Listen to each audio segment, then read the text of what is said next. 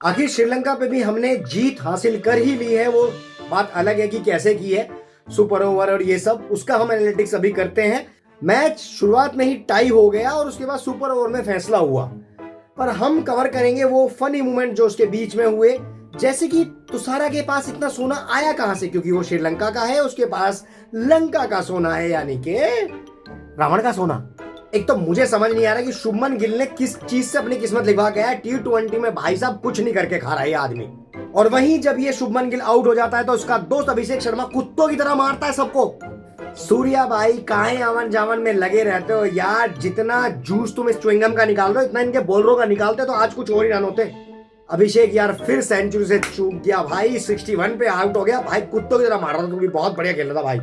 और मेरे को एक बात समझ नहीं है, आज क्यों संजू सैमसन को इन्होंने पहले भेज दिया, अक्षर पटेल को भेजते ना पहले।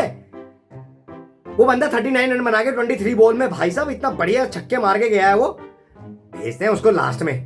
संजू सैमसन के आउट होने के बाद भाई हमारे मन में ऐसी हाइप बनी थी कि हार्दिक पांड्या आएगा भाई साहब, क्या बात है भाई साहब, 250-300 रन भी हो सकते हैं भाई, इतना मारता ना हार्दिक पांड्या भाई, इतना मारता भाई हार्दिक पांड्या, दिमाग खराब करेगा भाई। हुआ क्या भाई साहब, हप्पस पटाखा।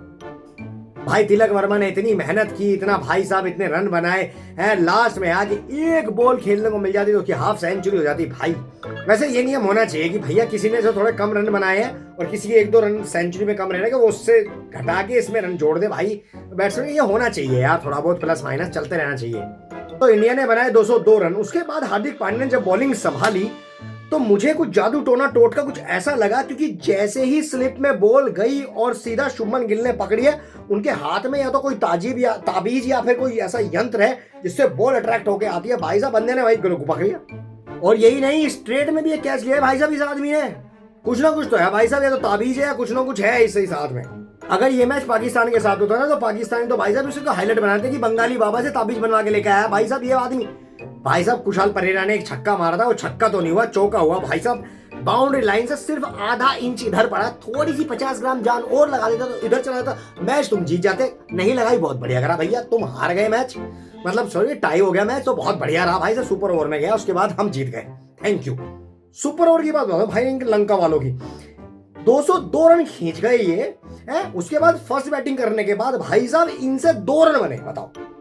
उसके बाद आए हमारे सूर्या भाई ये पहली बॉल में ही 3 रन भाग के लिए, खत्म किस्सा।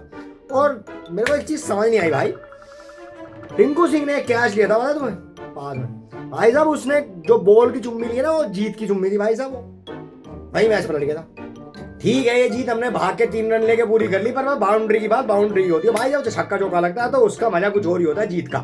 पर चलो अंत भला तो सब भला, भैया हम जीत गए। अब फाइनल मुकाबला हमारे और पाकिस्तान के बीच में है, तो अब अब्बा फिर इनके सामने आ रहे हैं भाई साहब, इन पाकिस्तानियों के भैया नाजायज औलादों के भैया, चाटे चाटे मार के हम लोग जीत बताएंगे इनको कैसे होती है भाई साहब।